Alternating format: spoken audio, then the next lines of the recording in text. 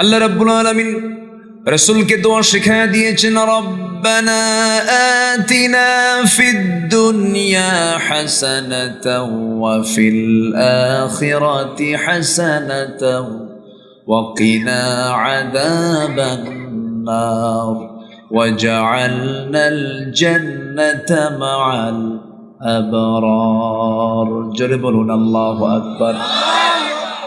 রব্বানা আতিনা ফিদ, তাহলে দুনিয়া দরকার নাই, তাহলে দোয়াই তো আছে, লাগবে তো। দুনিয়া দরকার আছে না নাই? আচ্ছা, আল্লাহ দুনিয়াকে মানা করেন নাই। দুনিয়া তোমার জন্যই তো দুনিয়া দিয়েছি, এই দুনিয়ার যা কিছু আছে সব তোমার জন্য আমি সৃষ্টি করেছি। হুয়াল্লাযী খালাকা লাকুম মা ফিল আরদি জামিআ। জোরে বলুন আল্লাহু আকবার। এই আসমান এবং জমিনে যা কিছু আছে সব তোমার জন্য সৃষ্টি করেছি, সব তোমার খাদেম, সব তোমার খেদমতে নিয়োজিত। আর তোমার দায়িত্ব হলো তোমার জবান থেকে আমার প্রশংসা করে বলবে আলহামদুলিল্লাহি রাব্বিল আলামিন। প্রশংসা কার? আসতে বলবেন না, প্রশংসা কার? মোবাইলে যতটুকু না ব্যস্ত থাকবো তার চাইতে ব্যস্ত হব আমরা দিল নিয়ে। আমরা দিলের মেমোরিতে এটাকে সেভ করে নেব। জোরে বলি ইনশাআল্লাহ। জি সম্মানিত ভাইয়েরা, আমরা উচ্ছৃঙ্খল জীবন চাই না, সুশৃঙ্খল জীবন চাই। বলেন তো, বলুন তো, সবাই কি উচ্ছৃঙ্খল হতে চায় না সুশৃঙ্খল হতে চাই? অসৌন্দর্য জীবন না সৌন্দর্যের জীবন? সৌন্দর্য জীবন। আমরা জীবনের সৌন্দর্য যেন থাকে এমন একটা জীবন আমরা সাজাবো, সেই জীবন সাজাতে চাই। এখানকার আওয়াজ কিন্তু কম। দুই কান আমার ঠিক করেন, দুই কানটা ঠিক করতে হবে। তো আমার মুখের সাথে আল্লাহ পাক কানটাকে খুব কাছে দিয়েছেন, আল্লাহ পাক সেটিং করে দিয়েছেন মানুষের বডিতে। সম্মানিত ভাইয়েরা, তাহলে আমরা দুনিয়াও সাজাবো, বলেন আখিরাতও সাজাবো। কিন্তু আখিরাতকে সাজাবো, আখিরাতকে টার্গেট করে দুনিয়াকে সাজাবো। জোরে বলি ইনশাআল্লাহ। এই জাগতিক জীবনে এমন কোনো কাজ নাই যে কাজে ইবাদত নাই। নখ কাটবেন, মনে হয় এখানে ইবাদত বাদ পড়ছে নাকি? আছে না নাই? আচ্ছা, আপনি একটা মুস্কি হাসি দেবেন, এটাও সাদাকা। আপনি সুন্দর করে কথা বলবেন, এটাও সাদাকা, এটাও আপনার জন্য ইবাদত হয়ে যাবে। আল্লাহ রাব্বুল আলামিন বান্দার এমন কোনো কাজ নেই কাজে যে কাজে ইবাদত দেন নাই, সব কাজে সওয়াব আছে। স্ত্রীর সামনে দাঁড়াবেন, মুস্কি একটা হাসি মারবেন, সওয়াব পেয়ে যাবেন। স্ত্রীর সঙ্গে সময় দিবেন, সওয়াব পেয়ে যাবেন। আপনি সৌজ কার্য করতে যাবেন, এখানে আপনার জন্য ইবাদত আছে। ইসলাম এমন একটি দিনের নাম, এমন কোনো কাজ নাই যে কাজের দোয়া নাই। প্রত্যেকটা কাজের দোয়া আছে না নাই? বিড়ি খাওয়ার দোয়া কর।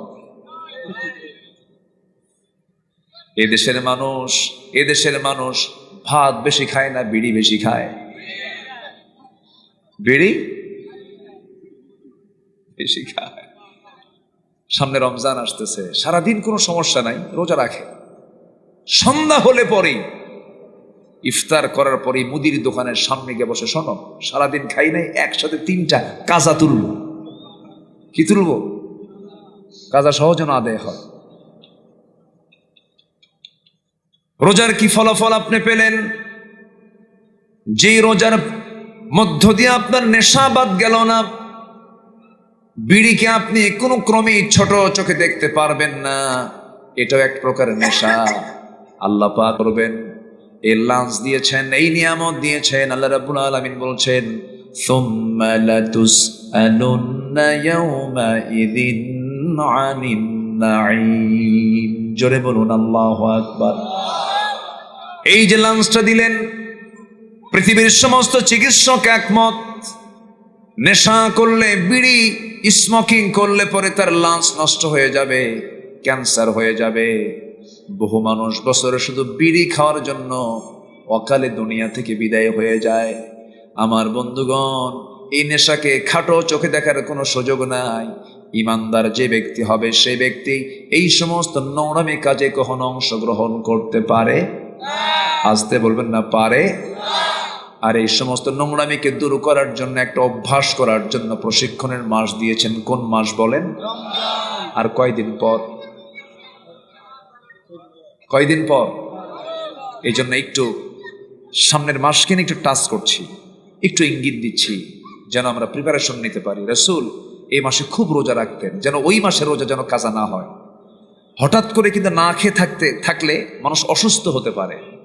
নফল রোজা মিস হলে আবার না হয় পালন করা যাবে, ফরজ রোজা যেন মিস না হয়। এই প্র্যাকটিসটাকে তিনি সাবান থেকে শুরু করতেন। জোরে বলেন সুবহানাল্লাহ। আমার নবীজি এই বিশ্বের সেরা মানুষ ছিলেন, সুশৃঙ্খল জীবন তার ছিল। তিনি যে না খেয়ে থেকেছেন খাবার থাকার পর তা কিন্তু না। যখন ঘরে দুধ থাকতো দুধ খেতেন, ঘরে যখন খাবার থাকতো খাবার খেতেন, কিন্তু খান নাই কখন? যখন পান নাই। কাপড় পরতেন, যখন কাপড় ছিল কাপড় পরতেন। যখন অভাব অনটন দেখা দিয়েছে, কাপড়টা হয়তো পরিচ্ছন্ন পরেছেন কিন্তু সুন্দর হয়তো হয় নাই। আপনার খাবার আছে, আপনি কেন খাবেন না? কোনো সমস্যা নাই, সুশৃঙ্খল জীবন যাপন আপনি করবেন। কিন্তু আল্লাহ বলছেন কুলু ওয়াশরাবু ওয়ালা তুসরিফু, খাও পান করো কিন্তু অপচয় করো না। বিড়ি খাওয়া তো মৌলিক খাবার, এটা কি সওয়াবের কাজ না অপচয়ের কাজ? বলেন বলেন বলেন বলেন। এক পয়সা হলো অপচয়, এক পয়সা হলেও অপচয়। মনে হয় আমি কষ্ট দিচ্ছি আপনাদের। হুজুর আপনি এগুলো কি শুরু করলেন? আমি কিন্তু শুরুতেই বলেছি সুশৃঙ্খল জীবন যাপন করব। আমার কথা, আমার খাওয়া, আমার চলা, আমার ফেরা, আমার ঘুম, আমার লেনদেন সমস্ত কিছু হবে উশৃঙ্খল না সুশৃঙ্খল? এলোমেলো না সাজানো গোছানো? সাজানো গোছানো। এমন জীবনে আল্লাহ রাব্বুল আলামিন দেখতে চান ইমানদারদের জীবনে। আসুন না আমরা কোরআনের আলোকে মুমিনের সৌন্দর্য কি, আচার আচরণের শৃঙ্খলাগুলো কি, 15টা পয়েন্টে কথা বলবো। কয়টা পয়েন্টে? 15টা পয়েন্টে। আমি একটাও কিন্তু বলি নাই, একটা একটা করে শুনবো আমরা। জোরে বলি ইনশাআল্লাহ। আমি কিন্তু এলো পথারি কথা বলতে পছন্দ করি না। এলোমেলো অগোছালো কোনো কথা আমার নিজেরও ভালো লাগে না। কোরআনটা সাজানো গোছানো, কথাও হবে সাজানো গোছানো। জোরে বলি ইনশাআল্লাহ। আবার আমরা থাকবো কি এলোমেলো না সাজানো গোছানো? হ্যাঁ, একটা লোক নড়বেন না, কেউ যাবেন না। আমার জন্য না বলা লাগে ভাই উঠতেছেন কেন, যাচ্ছেন কেন? না, এটা কি জনসভা না ইবাদতের জায়গা? হ্যাঁ, এটা মাথায় রাখতে হবে যে আমি জনসভায় আসিনি, আমি আসছি ইবাদত করতে। এই মানসিকতা নিয়ে যদি বসে থাকি তাহলে আমাদের বড় ফায়দা হবে, বড় উপকার হয়ে যাবে। দেখেন না জনসভায় চেয়ার ফিকে ফিকে হয়, হট্টগোল হয়, কর্মী নেতাকে মানে না, নেতা কর্মীকে মানে না। কিন্তু তাফসীর মাহফিলগুলো থেকে এরকম হয় না। যদি কোনো তাফসীর মাহফিল এরকম হয় তাহলে যারা আসে তাদের উদ্দেশ্য ভালো না, ঠিক কিনা বলেন? আমি দেখিনি আজ পর্যন্ত কোনো মাহফিলে আমার এই 26 বছরে বলা লাগে ভাই ডান থেকে থামেন, বসেন, এই করতে করতে আধা ঘন্টা সময় পার হয়ে যায়। এটা কেন হবে? আল্লামা সাঈদ রাহিমাহুল্লাহকে নিজের চোখে দেখেছি। লক্ষ লক্ষ জনতা, আওয়াজ হচ্ছে, উনি শুরু করেছেন নাহমাদুহু ওয়া নাস্তাঈনুহু ওয়া নাস্তাগফিরুহু, পিন পতন নীরব হয়ে গেছে। আল্লাহু আকবার বলেন। এটাই হচ্ছে কোরআনের সৌন্দর্য, মুআজিজা। বলি আলহামদুলিল্লাহ। আমরা কে উঠবো না, আমরা সুশৃঙ্খল পরিবেশ নিয়ে আমরা শেষ পর্যন্ত এখানে থাকবো এবং মোনাজাতের মধ্য দিয়ে আমরা শেষ করব। জোরে বলি ইনশাআল্লাহ। তাহলে মুমিনের সৌন্দর্যের 1 নম্বর দিক হলো মুমিন যখন কথা বলবে কথাটা কেমন হবে বলেন তো, বলেন। মেজাজ নিয়া কথা হবে অসুন্দর না সুন্দর? অসুন্দর না সুন্দর? আমার নবীর মুখ থেকে কখনো অযাচিত একটা বাজে কথা বের হয়েছে? আমাদের সুন্দর কথা হবে কেমন? আমাদের নেতারাই তো সুন্দর না। এই 16 বছর যারা মাইক পেয়েছিল, ওই যে নোয়াখালীর এক নেতা ছিল, জানেন না আপনারা? হ্যাঁ, মাইক পেলেই তার একটা মুখস্থ বুলি ছিল, সেটা হলো খেলা হবে। কি হবে? খেলা হবে। এটাই চালাতো সে। এত বড় বাজে কথা বলতো, মুখে যা আসতো তাই বলতো। ইমানদার কখনো মুখে যা আসতে চায় তা বলে না। ইমানদার ভাবে 1000 বার, বলে একবার। ঠিক কিনা? জবানি ইমান, জবানি ইমান। আসুন সূরা আহজাবের শেষ দিকের কিছু আয়াতকে সামনে রেখে কিছু কথা বলি। আল্লাহ রাব্বুল আলামিন ইমানদারকে ডাক দিচ্ছেন। কাকে ডাক দিচ্ছেন বলেন তো? ইমানদারকে। এখানে আমরা যারা বসে আছি, আমাদের ইমান আছে তো নাকি? ভালো করে কর। আমরা কি ইমানের দাবি করি তো নাকি? ইমান আছে তো? আস্তে আস্তে বলতেছেন কেন? আছে তো? জি, মাশাআল্লাহ, বলি আলহামদুলিল্লাহ। আবার আমার দেশে এরকম ইমানদারও আছে, নামাজ না পড়ি ইমান তো আছে আমার। এরকম আছে না নাই? আচ্ছা, নামাজ পড়ে না কিন্তু ইমান খুব মজবুত। আসতে নিয়ে দেখি বাবার দরবারে অনেকে গাড়ি ঘোড়া নিয়ে যাচ্ছে। হ্যাঁ, দেখছেন নাকি আপনি? আজকে কিন্তু খুব ধুম চলছে। ওদের কেবলা নাকি দুইটা, একটা হচ্ছে মক্কা আর একটা হলো ফরিদপুর। হ্যাঁ, কেবলাতাইন, কেবলাতাইন, ওদের কেবলা দুইটা, একটা হলো মক্কার দিকে আর একটা হচ্ছে ফরিদপুরের দিকে।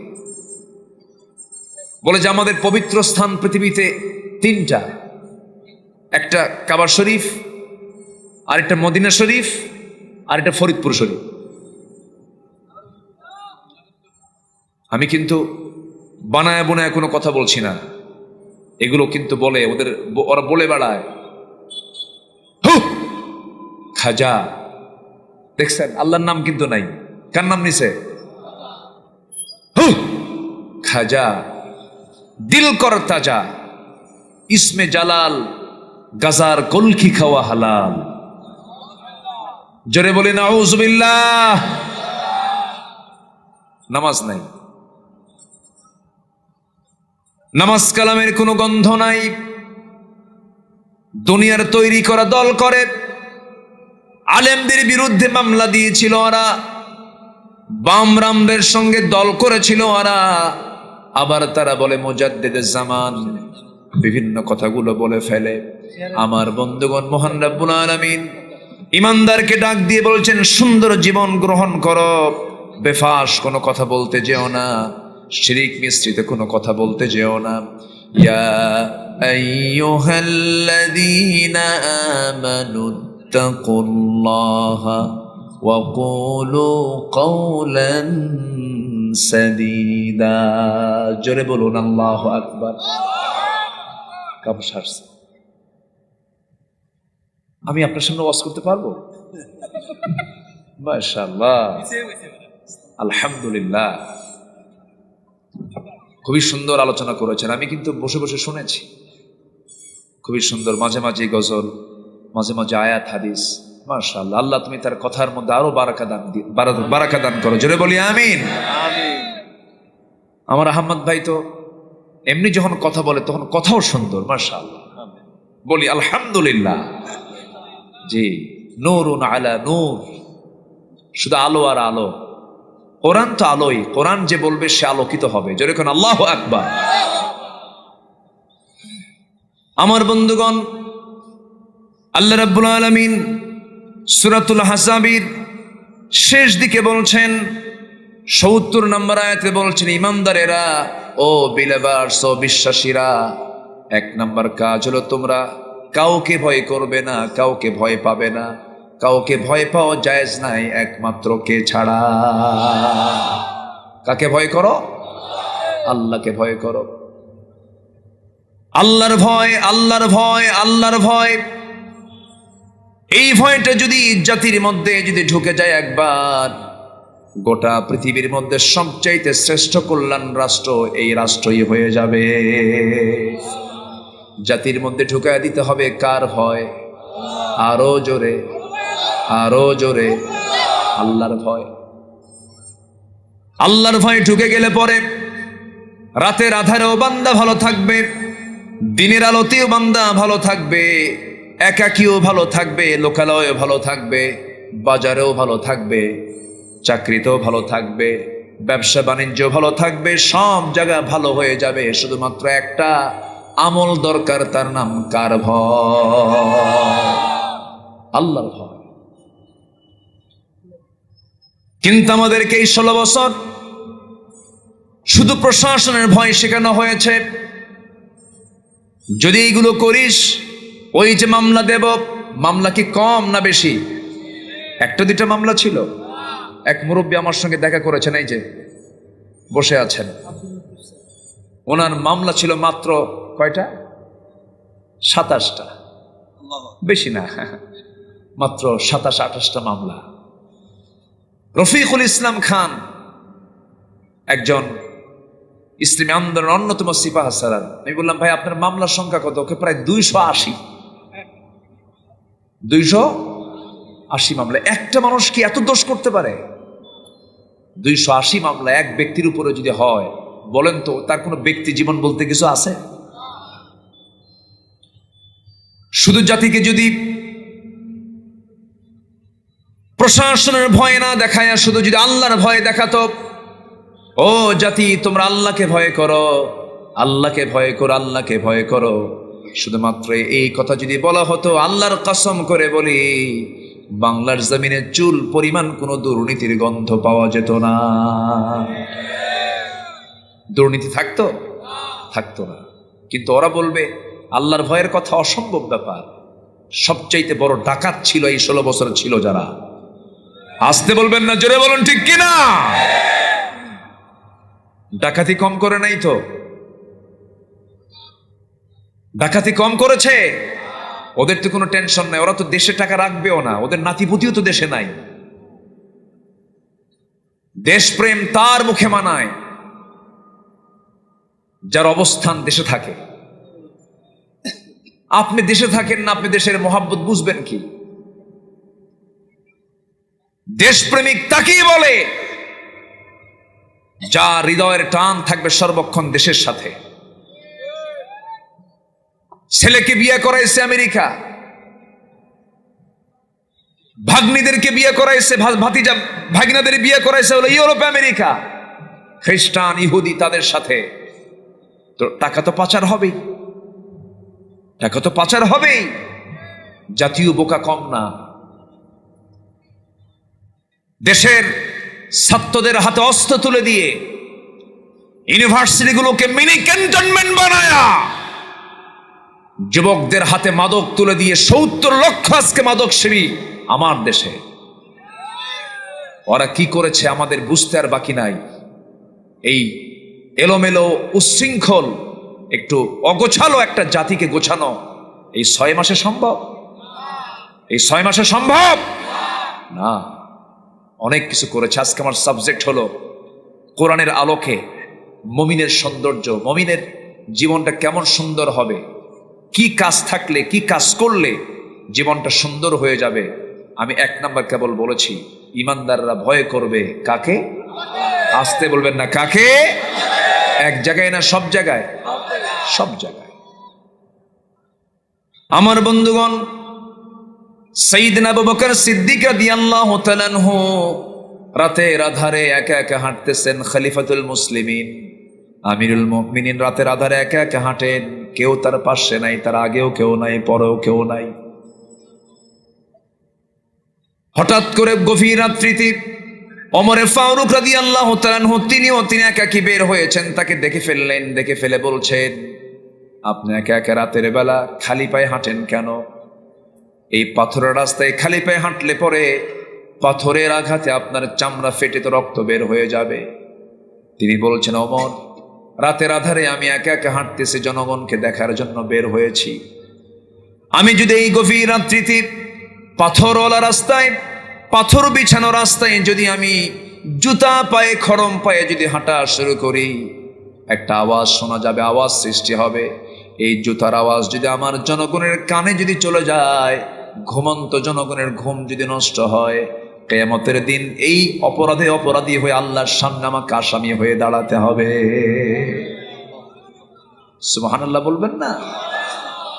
তাদের কি চিন্তা, কার ভয়? আসতে বলবেন না, কার ভয়? আমার দেশের শাসক যতদিন পর্যন্ত নিজেকে খাদেম না মনে করবে, খাদেম, শাসক জনগণকে ভয় করবে না, জনগণ শাসককে ভয় করবে? শাসক জনগণকে ভয় করবে। শাসক বলেন, শাসক জনগণকে ভয় করবে। এই পরিবেশ যেদিন আসবে সেদিন বুঝতে পারবো এই জাতি একটা সুশৃঙ্খল জাতিতে রূপ নিয়েছে। শুধু অস্ত্র দেখিয়েছে আমাদের, আমার টাকায়, আমার আপনার টাকায় কেনা অস্ত্র দিয়া এই জুলাই আগস্টে যতগুলো প্রাণ নিয়েছে, একটা খুনেরও বিচার না হওয়া পর্যন্ত তাদেরকে আমরা ছাড়বো না।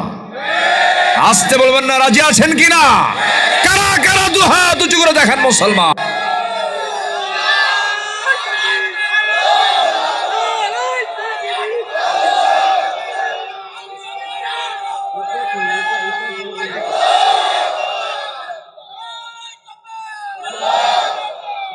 মাহফিলে 16 বছর তাকবীরও দিতে দেয় নাই, মনে আছে না এগুলো সব? তাকবীর দিতে দেয় নাই আমাদের। মাহফিলে বসতাম, দুই পাশে কিরামন কাতিবিন বসে যেত, বলতো হুজুর ওয়াজ করবেন আকাশের আর কবরের, দুনিয়াটা আমরা দেখে নেব। 53 বছরে রাস্তার যত কাজ হয়েছে, রাস্তার কাজ শুরু করে একদিকে শেষ না হতে ওইদিকে সামরা নাই। আমি কি ভুল বলছি? আমার দেশের কাজ ফুরায় না, খালি হতেই থাকে, কাম শেষ হয় না। মালয়েশিয়ায় গেলাম, মাহাতির মোহাম্মদ কি করেছেন, জঙ্গল কেটে কেটে, পাহাড় কেটে কেটে, নাফাক তৈরি করে, টানেল তৈরি করে শুধু রাস্তা বানায় দিয়েছেন। আধুনিক মালয়েশিয়া হয়ে গেছে। আর আমার দেশের রাস্তা শুরু করে একদিকে শেষ না হতে ওইদিকে সামরা নাই, আবার কাম শুরু, সারা বছরই কাম চলে। সব দেখা শেষ। কোন দুর্নীতিবাজদের আমরা আর দেখতে চাই না, কোন বেনামাজি নেতৃত্ব আমরা দেখতে চাই না। 53 বছরে কেউ নামাজের সরকার বাংলাদেশে জারি করে নাই, সব সরকার দেখা শেষ। আগামীর সরকার দেখতে চাই আমরা, নামাজের সরকার। রাজি আছেন কারা কারা?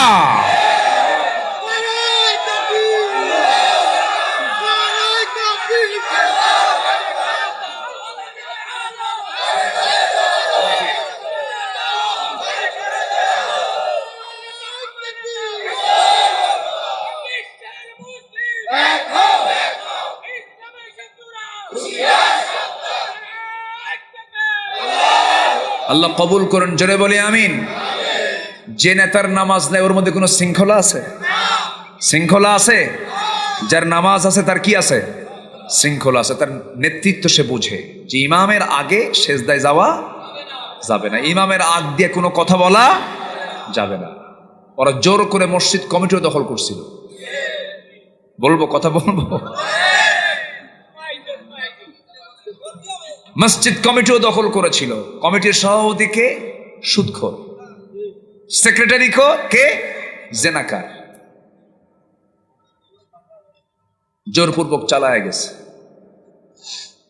এখনো যদি এরকম কোন কমিটি থাকে, ঘাড় ধাক্কা দিয়ে বের করে দিবেন। ঠিক আছে, ধন্যবাদ।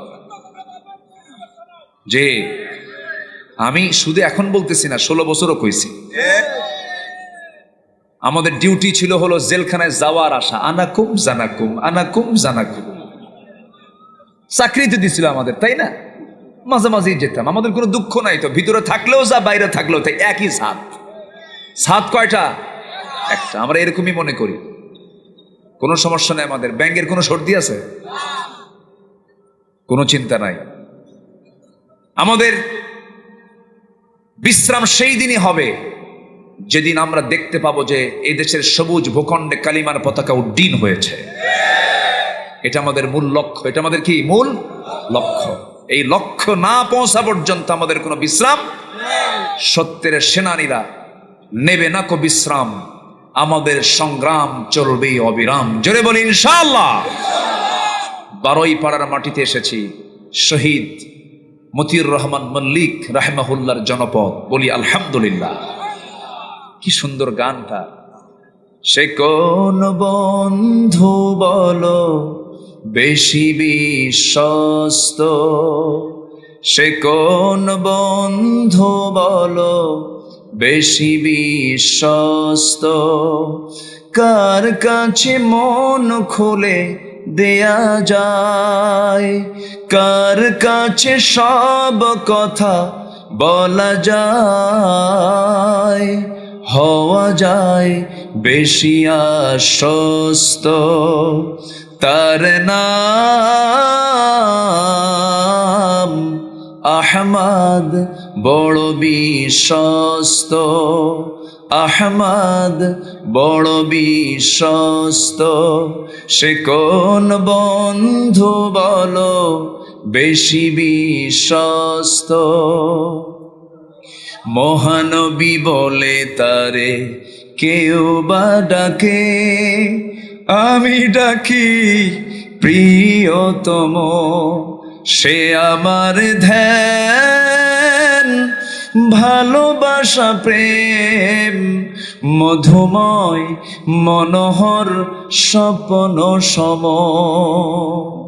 আল্লাহু আকবার। মতিউর রহমান মল্লিকের লেখা গান এগুলো। আল্লাহু আকবার। নবীর প্রেম ছাড়া, নবীর মোহাব্বত ছাড়া এই কবিতা লেখা সম্ভবই না। আল্লাহ, তুমি আমার এই প্রিয় কবির কবরটাকে জান্নাতের টুকরা বানায় দাও।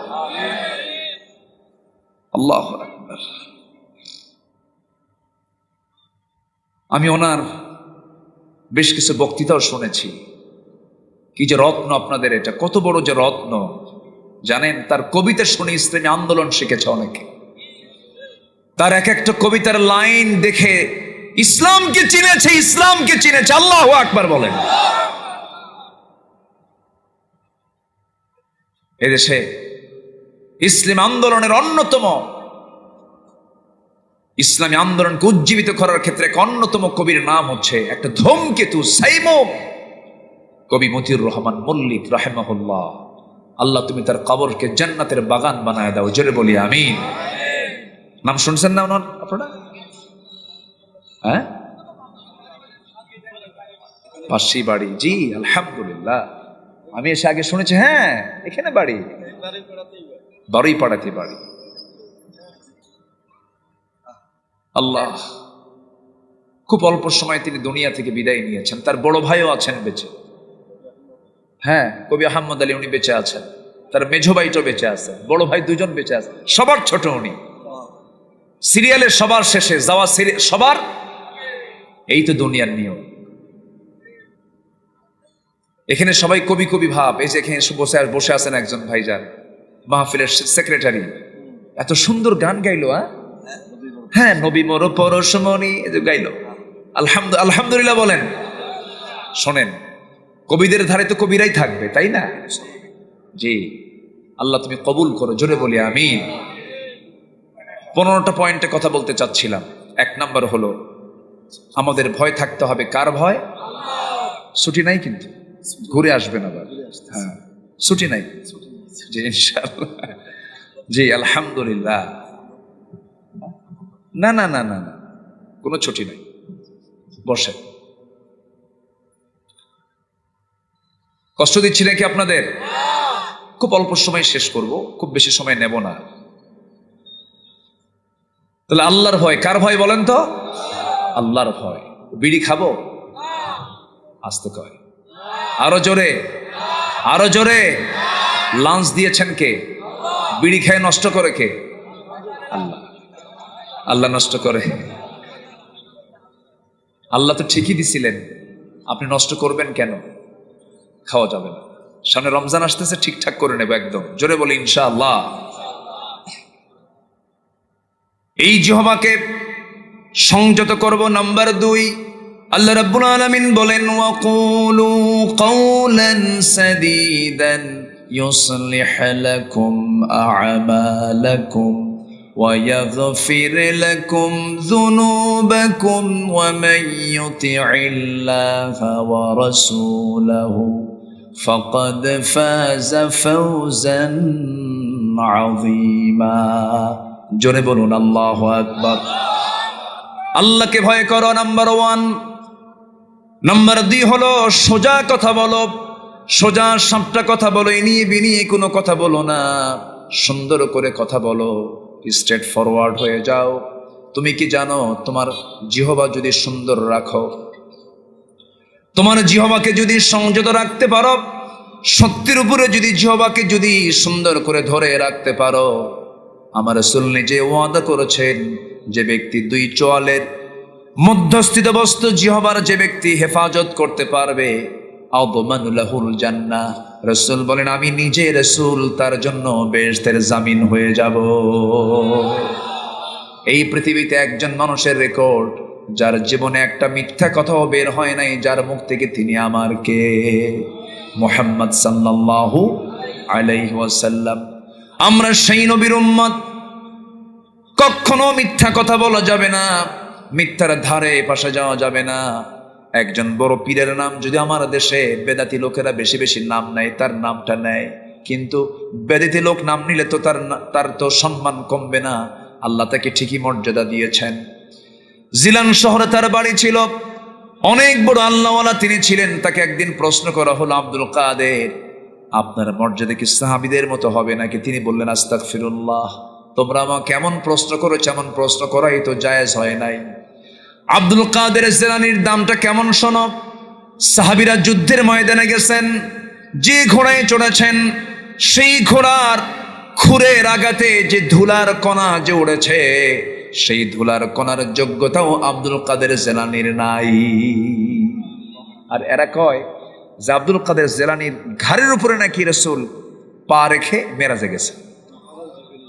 কোন কথা কোথায় লাগা?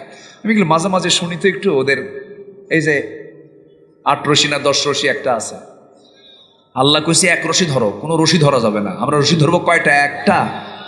কয়টা রশি ধরবো আমরা? 1 রশি। ওদের কেবলা নাকি 3টা, ওদের পবিত্র স্থান 3টা, মক্কা, মদিনা, ফরিদপুর। চিন্তা করা যায়? এগুলো খুব সতর্ক থাকতে হবে, এগুলো শিরকের আঁকড়া, এগুলোর কাছে যাব না। জোরে বলি ইনশাআল্লাহ। এই আব্দুল কাদের জিলানী একদিন, ছোট্টবেলার ঘটনা, আগের যুগে তো দিন প্রতিষ্ঠানগুলো অনেক লম্বা লম্বা ডিস্টেন্স জায়গায় ছিল, প্রতিষ্ঠানগুলো কম ছিল, ওস্তাদদের নিয়ন্ত্রণে প্রতিষ্ঠানগুলো চলতো, অনেক দূরে যেতে হবে। মা তাকে বিদায় দিচ্ছেন, মা তাকে কিছু স্বর্ণ মুদ্রা দিলেন আর বললেন, বাজান আমি তোমাকে পড়ার জন্য ছেড়ে দিলাম, যাও দ্বীনি জ্ঞান অর্জন করো, তোমার জন্য দোয়া করি, কিন্তু বাবা তোমার মার পক্ষ থেকে একটা নাসিহা, আমি তোমার মা, আমি তোমাকে একটা নাসিহা করছি, সেটা হলো আমি তোমাকে যে নাসিহাটা করবো, 1 নম্বর এটাই প্রথম, এটাই শেষ, এর বাইরে আর দুইটা নাসিহা করব না। সেই নাসিহা হলো, বাবা যেখানেই চলো, যেখানেই থাকো, যেখানেই তুমি কিছু করো না কেন, কোনোদিন তোমার জিহ্বা থেকে একটা মিথ্যা কথাও কখনো বলবা না। জোরে বলুন সুবহানাল্লাহ। ছোট্ট আব্দুল কাদের রওনা দিয়েছেন, রাস্তার ভিতরে ডাকাতি শুরু হয়ে গেছে, যার কাছে যা কিছু পাচ্ছে সব নিয়ে নিচ্ছে ডাকাত দলের সদস্যরা। সামনে ছোট্ট আব্দুল কাদের পড়ে গেছেন। ডাকাতরা বলে, ছেলে তোমার কাছে কি আছে?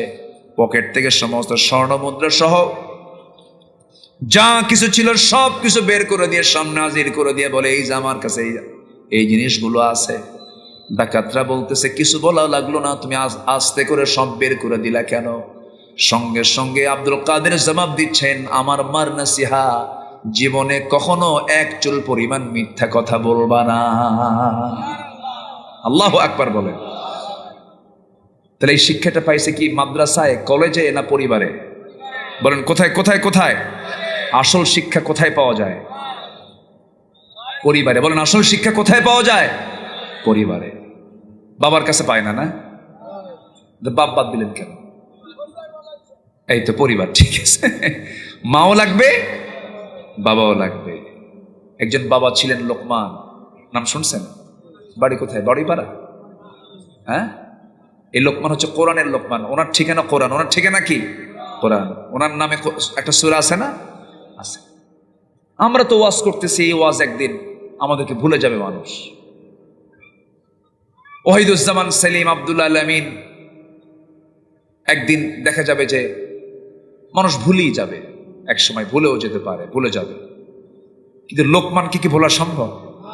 কোরআন আছে, লোকমানও আছেন, ওনাকে ভোলা সম্ভব। কি ওয়াজ করছেন উনি, দেখেন। ওনার ওয়াজগুলো শুনবেন আপনারা? আস্তে করে শুনবেন। সবার কি শোনার আগ্রহ আছে? যদি বাপ হন তাহলে শোনেন। আমরা সবাই কিসের জাত বলেন? বাপের জাত। কিসের জাত আমরা? বাপ না? আমরা বাপ না? সব তো বাবা। আল্লাহ পাক আদর্শ বাপ হওয়ার জন্য লোকমানকে টেনেছেন। যেরকম সুবহানাল্লাহ। কাকে টেনেছেন? লোকমানকে টেনেছেন। আমার বন্ধুগণ, মা হওয়ার জন্য মারিয়ামকে টেনেছেন। কেমন করে মা হতে হয়, মা হওয়ার যোগ্যতাগুলো আল্লাহ রাব্বুল আলামিন শিখিয়ে দিয়েছেন। লোকমানকে বাপ হওয়ার যোগ্যতা শিখিয়ে দিয়েছেন। তোমরা লোকমানের মতো বাবা হও। কার মতো বাবা হও? লোকমানের মতো বাবা হও। লোকমানের মতো বাবা হও। দাউদের মতো পরিশ্রমী হও। মারিয়ামের মতো ধৈর্যশীলা হও। রহিমার মতো প্রতিভক্তা হও। আয়েশার মতো শিক্ষিতা হও।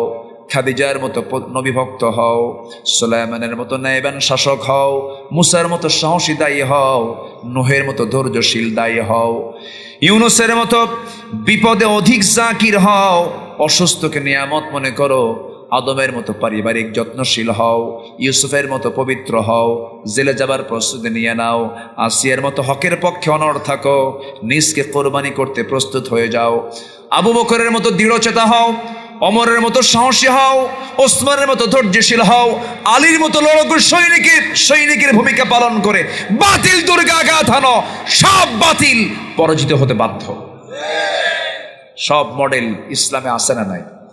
আসতে বলবেন না, আছে না নাই? তাহলে কার মতো বাপ হব? বলেন কার মতো বাপ হব? লোকমান।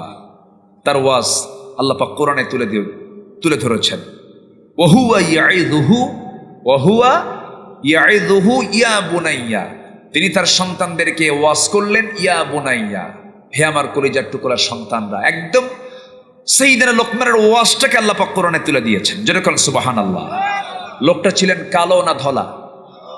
কিন্তু ওয়াজ জানেন আপনারা, দেখতেছেন এত সুন্দর দেখছেন, বলে ফেলছে কিন্তু। হ্যাঁ বলেন, লোকমান কি ধলা না কালো? কালো লোক। লম্বা না খাটো? খাটো।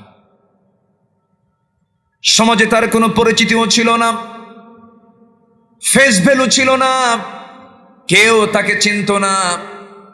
ফেসবুকের যুগও ছিল না যে মিলিয়ন মিলিয়ন ভিউ হবে, কেউ তাকে চিনত না, জানতো না। কিন্তু লোকমান যদিও কালো, চেহারাও কালো, মানুষটা খাটো। তাফসীরে এসেছে তার পার গোসালিওটা ফাটা ছিল, পার গোড়ালিটাও ফাটা ছিল, খসখসা কালো, দেখতে অসুন্দর ছিলেন। এমন একজন লোকমানকে আল্লাহ রাব্বুল আলামিন এত মর্যাদা, এত সম্মান দিয়ে দিলেন। তার নামে একটা সূরার নামকরণ পর্যন্ত করলেন। কেন? এর মূল কারণ কিন্তু অন্য কিছু নয়, আল্লাহ পাক তার সন্তানদের যে নসিহত করেছেন, সেই নসিহতগুলো পছন্দ হওয়ার কারণে তার নসিহতগুলো কোরআনে তুলে দিয়েছেন। জোরে বলি সুবহানাল্লাহ। তিনি এত সম্মানিত কেন হলেন? এত মর্যাদা কেন তাকে দেওয়া হয়েছে? কোরআনে কারিমে তার 13টার উপদেশের কথা আল্লাহ রাব্বুল আলামিন হুবহু তুলে ধরেছেন। এবং তার ব্যক্তিগত কিছু গুণ ছিল, 9টা গুণ ছিল। নাম্বার 1 হলো তিনি কখনো দৃষ্টিটাকে কখনো তিনি সামনের দিকে রাখতেন কম, নিম্নমুখী রাখতেন, চোখের হেফাজত করতেন। আমার বন্ধুগণ, একটা প্রশ্ন করব, বলুন তো, পর্দা পুরুষের আগে না নারীর আগে? না, ওয়াজ তো সবার মুখস্থ, এ তো বিশাল ব্যাপার। বলি আলহামদুলিল্লাহ। তাহলে তো দোয়া করা দরকার। হ্যাঁ, বলি আলহামদুলিল্লাহ। তাহলে পর্দাটা কার দরকার? নারীর আগে দরকার না পুরুষের আগে দরকার? পুরুষের আগে দরকার, কারণ এই সমাজে পুরুষের আগে দরকার। মেয়েদের যে অবস্থা, পর্দা আগে দরকার কার? পুরুষের। সাইয়েদনা লোকমানের 9টা গুণ ছিল। নাম্বার 1, তিনি দৃষ্টি নিম্নমুখী রাখবার। 2, তিনি মুখটাকে বন্ধ রাখার চেষ্টা করতেন, কথা বলতেন কম। নাম্বার 3 হলো হালাল জীবিকায় তিনি সন্তুষ্ট থাকতেন। নাম্বার 4 হলো লজ্জাস্থানকে সংরক্ষণ করতেন, সত্য কথায় অটল থাকতেন, অঙ্গীকার পূর্ণ করতেন, মেহমানকে সম্মান করতেন। মেহমান আসলে আমরা বলবো কি নাউজুবিল্লাহ না আলহামদুলিল্লাহ? নাউজুবিল্লাহ বলার মতো লোক আছে না নাই? মেহমান দেখলেই ভয় করে, এরকম লোক কিন্তু আছে। হ্যাঁ, আছে। একটা বিষয় খেয়াল রাখবেন, এই যে আমার ভাইজান, আমি যখন ওনার ঘরের মধ্যে বসেছি, খেতে বসেছি, একটার পর একটা খাবার আসতেছে, একটার পর একটা। উনি মেহমান প্রিয় বোঝাই গেল। উনি বললেন, হুজুর যতবার মাহফিল হয় কাউকে দায়িত্ব দিন, আমার বাড়িতে নেই। রান্না বান্নার বোঝা কিন্তু সবাই নিতে পারে না, মেহমানদারির বোঝা কিন্তু সবাই নিতে পারে না। কিছু মহিলা আছে দেখবেন মেহমান প্রিয়, আবার কিছু মহিলা আছে মেহমান আসলে স্বামীর দিকে এইরকম করে চোখ করে। এরকম কিছু মহিলা আছে না? আছে। হ্যাঁ, মুখ বাঁকা করে। আমার নবীজি তার এক প্রিয় সাহাবী ছিলেন। সেই সাহাবীটা খুব গরিব ছিলেন। একটানা 3 মাস বাজার নাই বাড়িতে, 3 মাস বাজার নাই। 3 মাসের মাথায় স্ত্রী তার স্বামীকে ডাক দিয়ে বলছেন, স্বামী আমার, আমি আপনার কাছ থেকে পকেট থেকে কিছু 2-1 পয়সা করে জমা করে এই যে বেশ কিছু টাকা জমা করেছে, আজকে একটু যাবেন, বাজারের ব্যাগটা দিলাম, বাজারটা করবেন, বাজার করবেন, আজকে তৃপ্তি মতো সন্তানদেরকে সাথে নিয়ে তৃপ্তি মতো আজকে খাবার খাবো।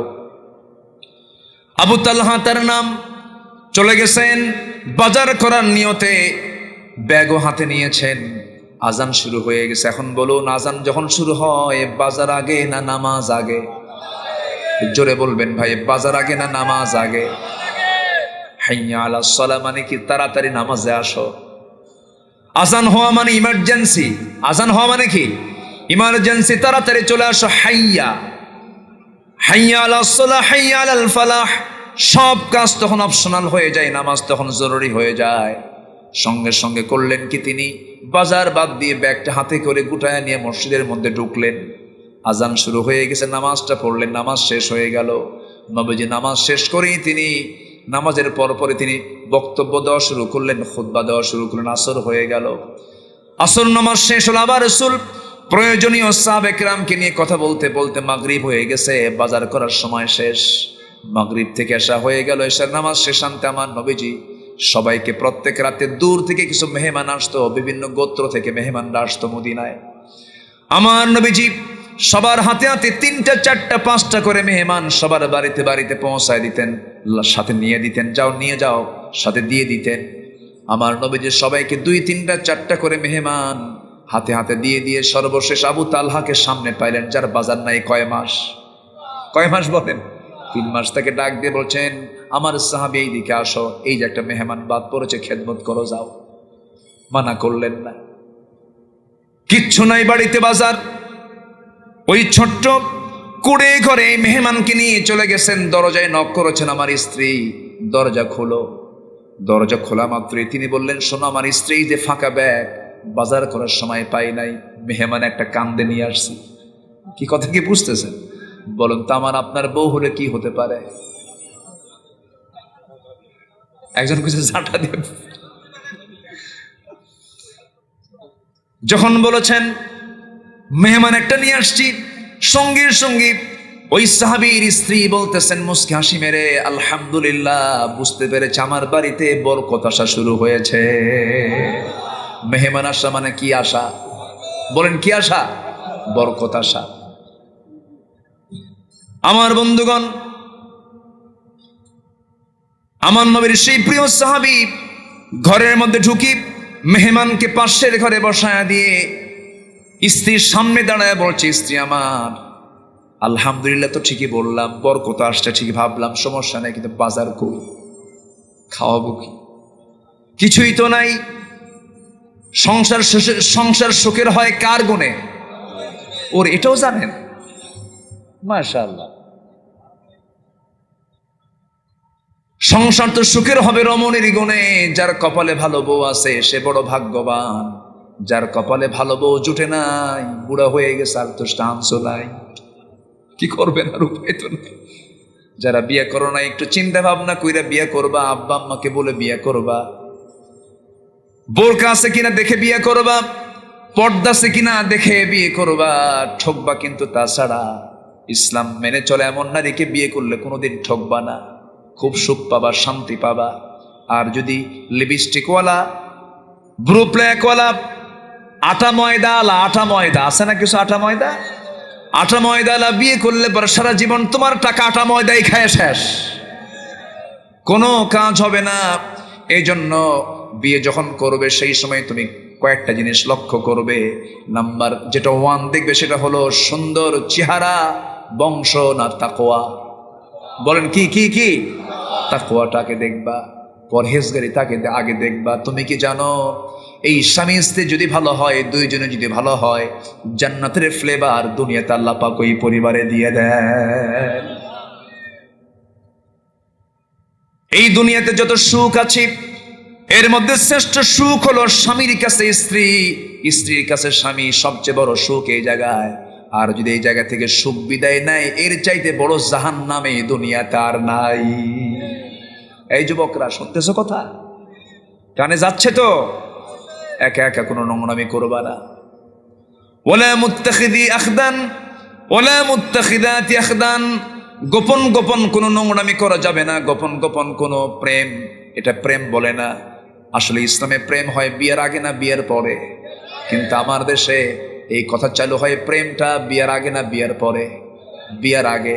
আবার আকাম কুকাম করে বিয়ে করে আবার মাঝে মাঝে বুক উঁচু করে বলে, একদিন আমার সামনে এক যুবক, হুজুর আমাদের না এটা লাভ ম্যারেজ। আমি কি লুচ্চা ম্যারেজ? কি ঠিক কিনা? এখন লাভ ম্যারেজ বলতে কিছু আছে নাকি? মানে খারাপ জিনিসগুলো দেখতে দেখতে আমাদের চোখেটা মানানসই হয়ে গেছে। ওই লোকের মতো এক লোক তার মেয়েকে বিয়ে দিয়েছিল ট্যানারিতে। ট্যানারি, হাজারিবাগ ট্যানারি আছে, চরম চামড়ার পচা গন্ধ। ওই এলাকায় গেছেন কিনা জানি না, চরম পচা দুর্গন্ধ। ওই জায়গায় থাকলে আপনার খাবারই রুচি শেষ হয়ে যাবে, খেতে পারবেন না আপনি। তো মেয়েকে ওই এলাকায় বিয়ে দিছে। মেয়ে স্বামীর ঘরে যাওয়ার পরের দিন ফোন দিয়ে বলে, বাবা তুমি একটা কাম করছো, আমি তো এই এলাকায় থাকতেই পারবো না, যে গন্ধ আমার খাওয়া পেট টেট ফুলে উঠছে, বাবা আমারে নিয়ে চলো। বাপ কয়, মা বিয়ে দিলাম নতুন, কয়েকদিন থাকো। 8-10 দিন যখন চলে গেছে, ফোন দিছে, মা আমি তোমাকে নেওয়ার জন্য আসতে। কে? বাবা আমার আর সমস্যা নেই, আমি খুব ভালো আছি। কেন? এই গন্ধ আমার কাছে খুব ভালো লাগে। কি কথা কি বুঝতেছেন আপনারা? তাহলে ওই গন্ধই এখন আমার কাছে খুব ভালো লাগে। আমাদের চোখে এই নোংরামিগুলো ক্যাম্পাসের সামনে সামনে, কলেজের বারান্দায়, বিভিন্ন হোটেলে সব জোড়া জোড়া বসে থাকে, আমরা দেখি এগুলো, অবলীলায় দেখছি, কিছু মনেই হচ্ছে না। মানে আমাদের কাছে এটা মানানসই হয়ে গেছে। না, 1.5 হাত লাঠি দিয়ে শাস্তি দেওয়া দরকার। আসতে কবেন না, জোরে কোন ঠিক কিনা? এগুলো প্রেম নয়, এগুলো প্রকাশ্য জেনা। প্রকাশ্য কি? জেনা। ওয়ালা তাকরাবুজ জিনা ইন্নাহু কানা ফাহিশাতাও ওয়া সাআ সাবিলা। বিয়ের যদি প্রয়োজন হয় বিয়ে করো, সমস্যা কি? আকাম কুকাম করবা কেন? দুনিয়াও শেষ, আখিরাতও শেষ। বিয়েটা করে নিবা। কিছু কিছু বাপ মাও আছে একটু দুষ্ট, বয়স হয়ে গেল বিয়ে দেয় না, এরকম আছে না? বলেন তো। আচ্ছা, এটা তো একটা চাহিদা, এটা ডিমান্ড, শারীরিক চাহিদা এটা। তুমি তোমার আব্বাকে বলে ফেলবা, আব্বা বিয়ে করাও। কি যুবকরা রাগ করতেছো নাকি? তোমরা বলে দিবা যে আব্বা। হ্যাঁ যুবকরা, যুবক কম না? না আছে, আসছে তো, আওয়াজ একটু কম আসছে, অনেক যুবকরাই আসছে। বলি আলহামদুলিল্লাহ।